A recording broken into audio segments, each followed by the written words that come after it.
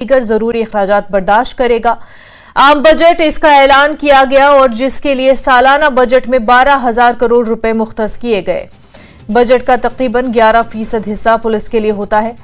Police पर अखराजात के सबब तरक्याती और फलाही कामों पर खर्च के लिए मददगार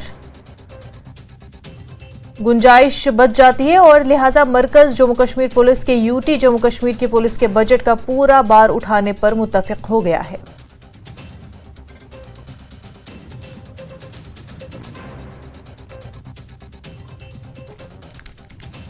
तो आपको बता दें कि मरकज ने जम्मू कश्मीर पुलिस के अखराजात के हवाले से बयान दिया है।